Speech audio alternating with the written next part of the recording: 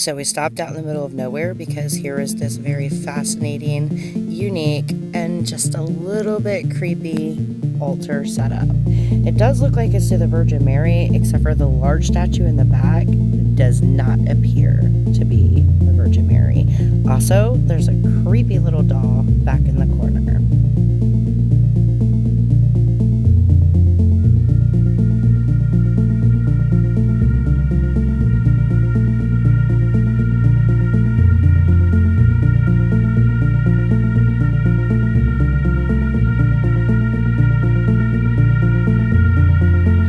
Take note, we did not touch the statue or the altar in any way, and if you ever run across one, neither should you. I hope you enjoyed the video. If you're new, like and subscribe, and we'll talk soon, witches.